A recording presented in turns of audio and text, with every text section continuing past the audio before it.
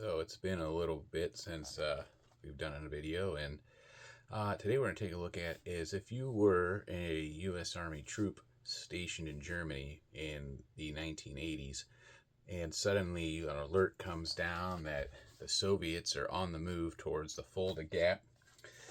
You're grabbing your M16 rifle and heading to your APC as one of the many armored cavalry units that patrolled the border between East and West Germany, or an aviator heading to a Huey gunship or Cobra, scrambling to meet the enemy. What would you do? What kind of equipment would you have at your disposal if suddenly you see Soviet troops wearing these rather disturbing looking masks charging towards you, indicating that probably a CBRN attack of some sort is imminent or has already taken place, as in the Soviet doctrine, in order to crack the technological superiority of the NATO forces, they drilled and trained for, just as the West did, for the possibility of the use of chemical, biological, and nuclear weapons, especially tactical nuclear weapons, to the point where even the Soviets sent troops into a battlefield that had just been attacked with a tactical nuclear weapon, I believe in the 1970s, and to see how they could fight in the aftermath of that. As you can imagine, how that went. So overall, the operation was successful, but we don't know truly the casualties that took place from that test afterwards, from the exposure to those to the radiation from that detonation. So without further ado there, we're going to look in this episode of Cold War High Tech at some of the equipment that U.S. Army troops would have had at their disposal in the event that they had that gas alarm go off, or if there was suddenly a bright flash of a tactical nuclear detonation. So give me a moment here to get set up, and we'll be looking at that. All right, so first we'll look at kind of the base equipment here before we get into the chemical equipment. This trooper here is wearing a desert camouflage BDU set, as they would have been in the Gulf War, but the overall equipment is about the same. Other than that, it would have just been in Europe. They would have obviously been wearing the Woodland BDU, or if it was still early 80s, the OD green uniform. But otherwise, you would have had, either the M69 flak vest or the Pasket flak vest, your LBE Kevlar helmet, or the steel pot with the Woodland cover, as these remained in service through the 1980s. The Kevlar helmet with the Woodland cover was phased in through the mid-1980s, so just depending on which part of the 80s we're looking at here, you might have had the steel helmet or the Kevlar helmet. Just same thing, the Pasket vest started to be phased in the early 1980s, but M69 vests remained in service as well. On your leg, you would have had you can't quite see it down here, but the gas mask bag with your M17 gas mask. And then you have your chemical decontamination kit here. And then you would have had your rucksack and your rest of your NBC gear. So, firstly, and most importantly, the M17 gas mask with the protective hood.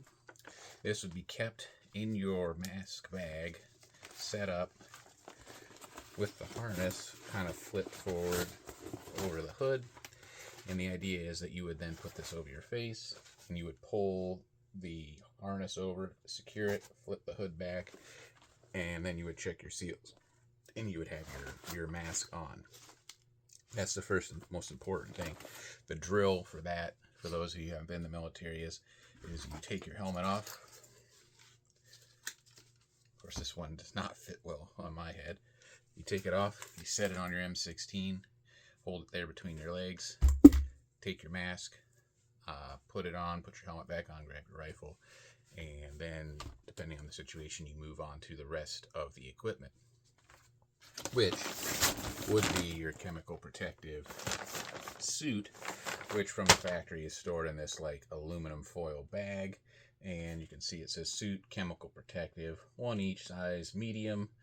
This one has a contract date of 1978 and then spec test date of 5 of 85. And so on the back it gives you some more information, how to fit it, check it, take care of it, and all of that. Suit, chemical protective. Check garment for proper fit. Use the size prediction chart for your approximate size suit. Trade items as required. Issue suspenders simultaneously with suit for use if required to aid in the suspension of the trousers. These garments and items of outerwear are protective for 14 days starting within the first day of wear. At the end of this period, overgarments are replaced. A maximum protection is required. Wear this suit with protective mask and hood, glove set, chemical protective, or impregnated gloves and footwear covers, chemical protective overboots, or impregnated socks. These are issued separately. Use this prediction chart to obtain the suit for the clothing you are wearing. And then it has a prediction. It goes like overcoat, you know, if you're wearing a flak vest, if you're wearing a winter uniform versus a summer uniform. So that's the suit itself inside its package. It would be a two-piece suit. Here's one that is sort of rare in the 6-color desert uniform print. The one in that package would have been OD green. They also were issued in woodland. And you can see it kind of mirrors the overall BDU trousers. You know, you have the side cinch straps, just like your BDU trousers. Here's your suspenders, pockets. You got your cargo pockets. It's, you know, meant to mirror that in all the function. The bottoms flare out so you can pull this on over your boots. It's kind of like if you've ever worked on a fire department, almost like your bunker gear, but it's chemical protective. So that's the trousers. And then here's the jacket. And same thing, you have some pockets up here. You have a nice, looks like these are Velcro chest pockets, zipper snap closure, chest pockets on both sides, shoulder pockets on both sides, almost with the cut similar to the later ECU uniform, although this is from the late 80s, so you can see how some of that evolved into later uniforms. And then if you notice, unlike the J-list uniform, it does not have a hood because the hood was part of the mask in this era. You know, now the gas masks don't have a hood, because the J-list suit, the hood is integrated into the jacket. So then you would have your gloves and rubber boots, which I have, but they're nothing too special. They look like black dish gloves and then basically rain over boots, and then you would tape all of that closed. And then it becomes very hot and very miserable, but I suppose it's better than your skin boiling off. So now that we've looked at that, we're going to take a look at the M256 detector kit, and we can see what's all included in that, and that's how you would determine what kind of attack you are under. Alright, so let's assume you're sitting in a foxhole somewhere in the Fulda Gap and a cloud has come down over you.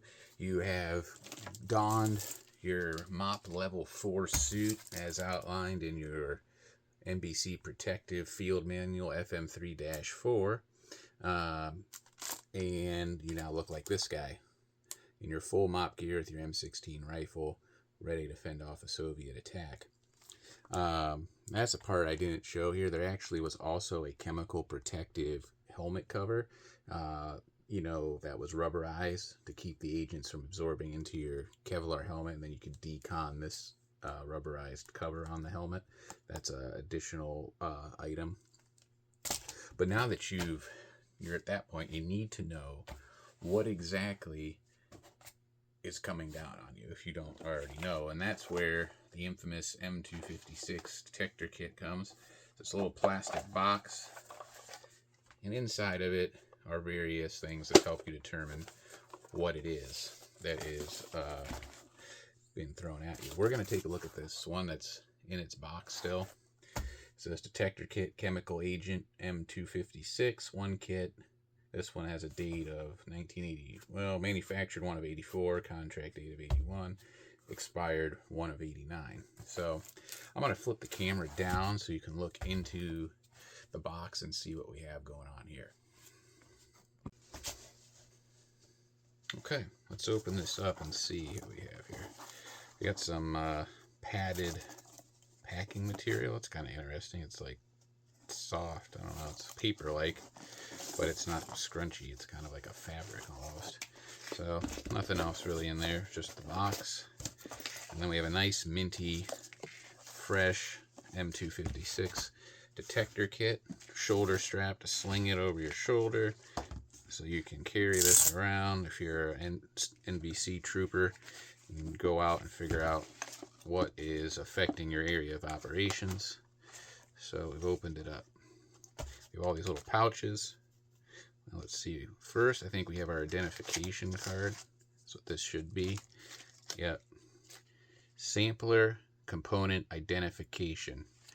Lucite tablet marking pad, nerve agent ampules, blood reagent ampules, blister reagent ampules, heater assembly, swing out, pull tab to expose lucite tablets, lucite test tablet, user instructions, operation number, sequence number, blister agent test spot, hinge protective strip, nerve agent test spot, blood agent test spot.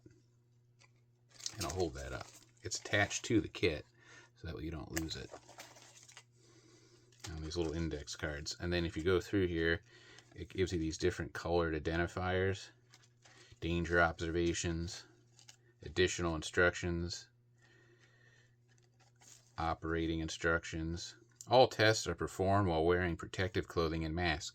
Imagine that. I don't know that you'd want to be testing for these agents not wearing the equipment. You may not be around long enough to be able to determine what the issue is. Agents detected include blister, mustard, phosgene, lucite, hydrogen cyanide, and cyanogen chloride. The instruction card is provided. Page 1, operating instructions, detailed instruction procedures, page 3. So this goes on and tells you how to use it. Procedures. Pull and discard tab 1 as pictured below to expose tablet. Rub top half of white paper on tablet. So you would go through and open these different test kits, and then using these instructions you'd be able to determine what type of chemical agent has been fired at you. Paper, chemical agent detector, ABCM8, booklet of 25 sheets, sealed in a little package. Contractor, Anachema Limited, looks like a Canadian company actually. Date of manufacture 12 of 82. Apparently that doesn't go bad because it was made before this kit was even manufactured. And then we have these little packets. Sampler, detector kit M256. Read instructions before proceeding. Complete instructions are on plastic card attached to case. Procedural instructions 1 through 12 are shown on side 2 of this bag. Observational instructions showing safe and dangerous colors are enclosed in sampler. To open bag at notch, tear bag open. Caution 1. Protective mask must be worn when using kit. Caution 2. If sampler is damaged or becomes wet, do not use. Remove sampler from bag and handle sampler by protective strip to prevent touching and damaging test spots. Discard loose protective strips under heater. And then this is dated 1 of 89. Discard date of this is 1 of 89. So I think that's really it. You just get a bunch of these different little test kits, and that's pretty much it. Now this one here also, which someone just threw in here, has these are for training use only, but these are your decon wipes. So you would open these and then you would be wiping your suit down and your gloves and everything like that with your decon wipes. So I don't know. I'd be interested to open one of these up, but I'm like, it says wear the mask, which I assume is because if you're testing, you're in a chemical area. I don't know if there's any particular danger in opening it by itself, but I don't know. So I'm not going to open it. But inside is a bunch of different little litmus type tests. that teach you how to, or show you how to determine what sort of chemicals the Soviets have fired at you, or the Iraqis, or any so forth. So I think that kind of concludes this episode of, actually, you know what? Hold fast. Alright, so once you've used your M256 kit and any other detection kit to determine what sort of attack you are under, you will then have, as a NBC troop or CBRN troop, your marking kit that you will use to then mark off the areas for any follow-on troops so they know what's going on. And it looks like this. And you have little spools of tape that you can pull out to cordon off the area, and then you can hang these flags on it. Almost like an engineering tape kit. And you have gas, bio, and atomic. So, or atom as it says. And you would cordon off these areas and use your detector kit to, like I said, give visual cues. So if there was a high concentration in an area, for whatever reason, troops moving through could then avoid that, and then any cleanup that has to happen, they know what's going on. A couple other accessory items I'll show you. Here we have a little spool of that detection paper. There was the packet in the kit. This is like a roll.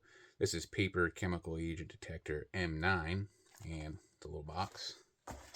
We have this bag waterproof, and it says bag waterproof chemical biological mask.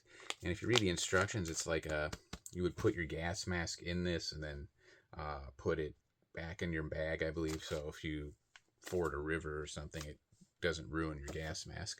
Because if your filters become impregnated with water, they're probably not going to be very effective. This is a replacement set of filters from 1984 for the M17 mask.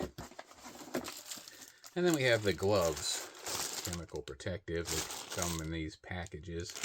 And they're a two-piece glove set. You have the rubber chemical outer glove. And then inside are these little fabric gloves. These are to keep your hands from sweating so much, because if you've ever worn any rubber gloves for an extended period of time, they're going to make your hands sweat, and then they're going to stick to your hands. So, I mean, your hands are still going to sweat, but this will hopefully help them come off easier. So, kind of have that two-piece glove set. And that really is it. So, that concludes this episode of Cold War High Tech, looking at U.S. CBRN gear. Alright, as I was saying, you're cut off there. That about wraps up this episode of Cold War High Tech with looking at CBRN gear. We'll be looking at making some other videos on some different equipment and rations in the future. Like I said, I got a Coast Guard video planned with my buddy Jeff, and we got some other rations floating around in here that we haven't explored yet, along with some different weapons and equipment. So hit that like, subscribe button, hit the bell so you know when we're posting, and we appreciate all the support.